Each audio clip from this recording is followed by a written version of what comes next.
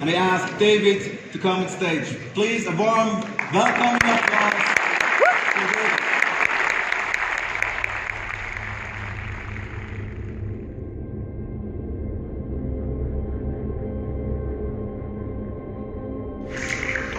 Yes, I want to take you to 1888, a winter night in Geneva.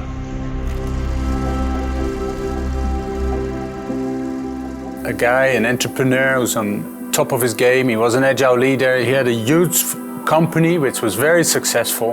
And he was visiting Geneva. In a winter evening, he was reading the paper. Merchant of Death has passed away yesterday. And then his name is Alfred Nobel. Well, he was shocked twice. First of all, he was still alive. So he called the paper and he said, "What's happening?" And apparently they had made a mistake. But you know, he was even more shocked of the title that they gave him, Merchant of Death. Alfred Nobel was the inventor of dynamite. He had factories all over the world. And he was very rich. But that moment, there and then, was a pivotal moment in his life. Because he said, "I don't want that to be my legacy."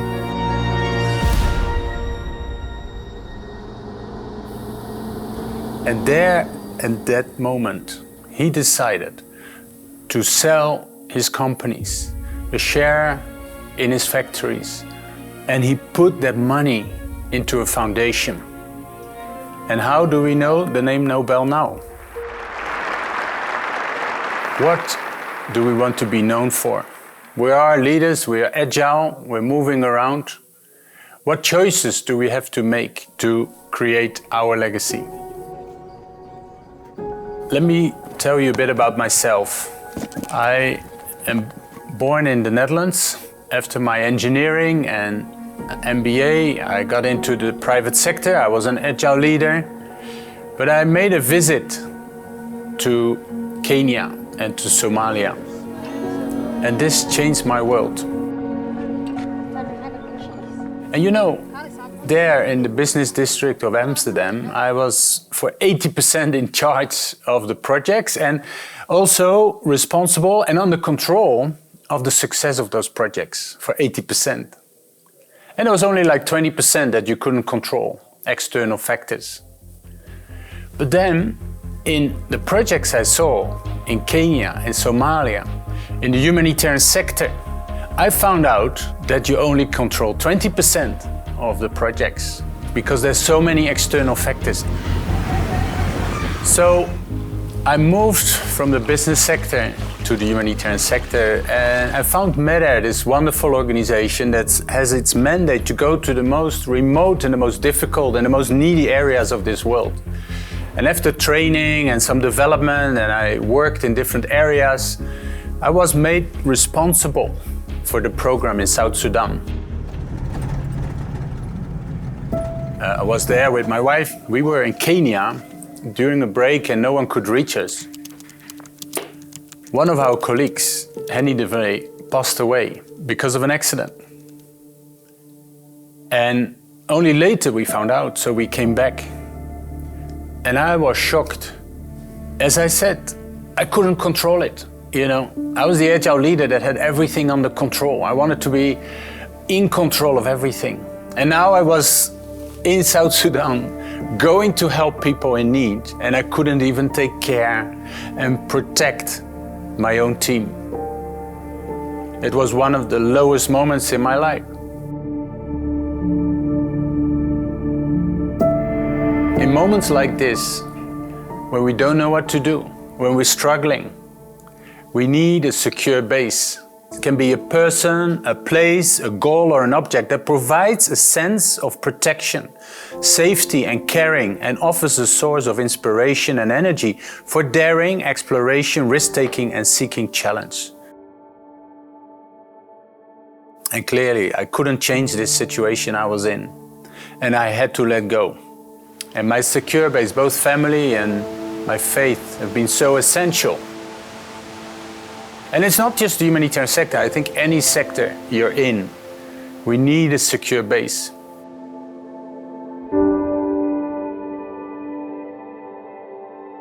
George Coleridge has written that wonderful book, Care to Dare.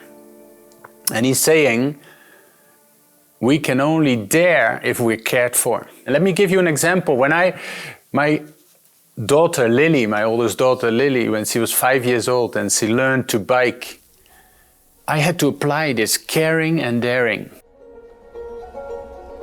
So I encouraged her, explained to her, I put her on a bike, I stay next to her, I hold her shoulder, I make sure she doesn't fall. And then slowly, because of my care, she then dares to go biking. If I would have done too much caring, I would have said, Lily, just stay home. Biking is too dangerous. But then she would have never enjoyed biking and the freedom of biking. If I would have been too daring, I would have said, here's the bike, you just go off by yourself. But she would have fallen. She would have injured herself and maybe even traumatized. So it's this combination of caring that allows daring with our children. But the thing is, it doesn't change. It's the same for us as adults. That's why we need a secure base, because that secure base provides that care that allows us then to dare. We as humanitarians in the humanitarian world, we take stock of what's happening in this world, and every year we look at the current state of the world. Currently we have 8 billion people in the world. But did you know that we've never had so many refugees? UNHCR tells us we have 100 million refugees. You know, most refugees are because of conflicts and wars. But then there's also climate change, flooding, droughts. And then World Food Programme reported that 860 million people go to bed hungry. And do you know that actually we have the resources to address these issues if it was well distributed? But let's also look closer to home. I mean, we have had the virus of COVID, the pandemic, but there's also a virus of loneliness with the consequences of the Ukraine war and impact on prices and travel and all of these things. One assessment said that 60% of the people in Europe have fear and depressive feelings about the future. We need that secure base.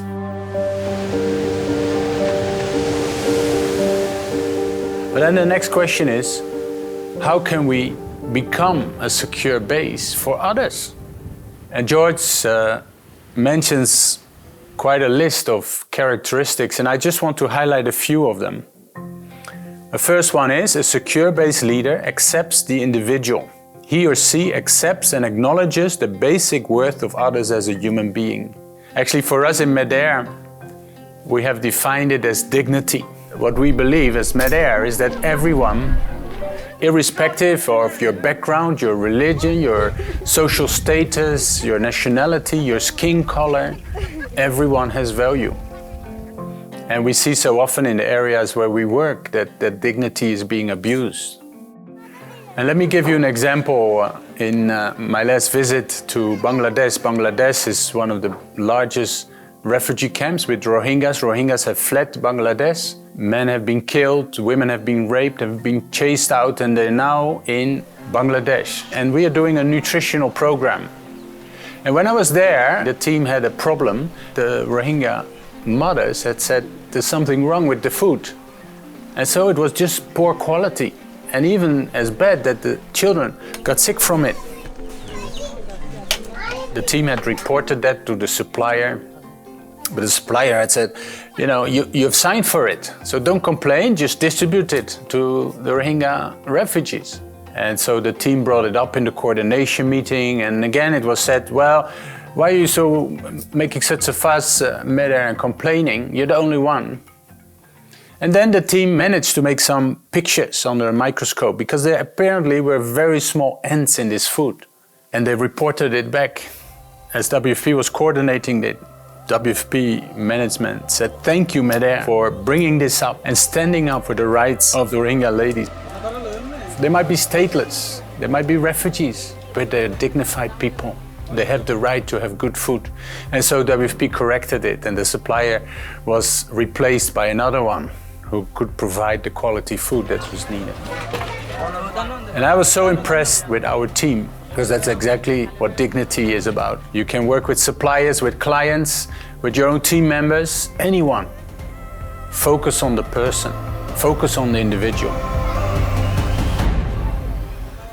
The next thing that is mentioned, which is essential for a secure-based leader, is to be calm.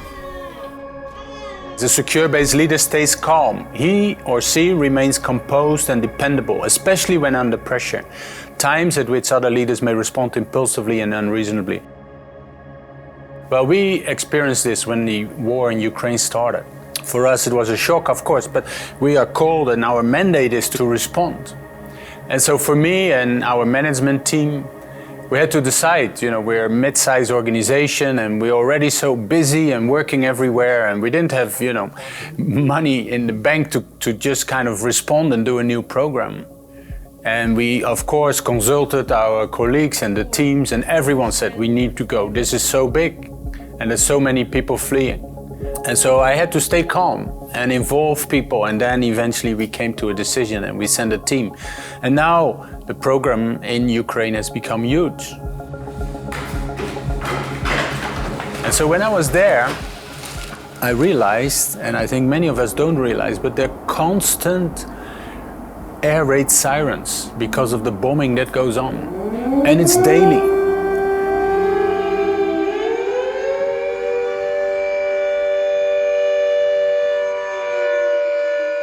And then people have to go to basements to protect themselves and their children. And when I talked to the team about it, Damien, our country director there, I said, how can you cope? I mean, even, the sleep deprivation, you don't have time and you have to keep working.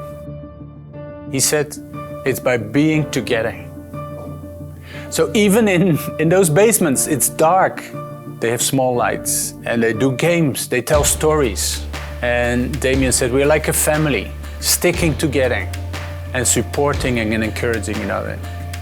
That is that secure base. And then, as soon as the air raid siren stops, they go out and they start working again and helping people in need. But a secure base leader also then encourages this risk-taking, this daring.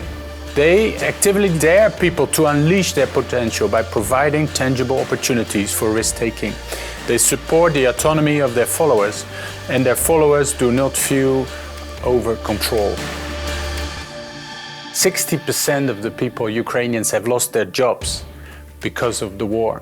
And when I was in Ukraine, I met Natalia. I was in Ternopil, which is in the middle of the country, and she was working with the government, and so she applied and we recruited her, and she started small, and then the team gave her a lot of responsibility and a budget. Eventually she became the operational coordinator of this whole area. As our mandate is to go where the needs are the highest, we went closer to where the war is. And you know who was the first to volunteer? It was Natalia. And not only that she wanted to volunteer and risk her life to go there, she even had saved up the money of the budget in Ternopil to be used. And I asked her, how were you able to do that? You had a government job, which was calm, and now you're out there and you're even going to the most difficult places, risking your life to help people in need. And she said, it's because of the care I get, the empowerment, the support, the encouragement. They give me so much freedom, so much responsibility, and that allows me to be courageous and to be daring. And again, I thought, there you go. It's this caring which leads to daring. And Natalia was showing it, and is showing it now as we speak, every day. I can say I've learned so much from Damien, from George, from Alfred Nobel, from Natalia, and so many other of my colleagues. What I see then when I visit Bangladesh and Ukraine and so many other programs is that hope is stronger than fear. Love is stronger than hate.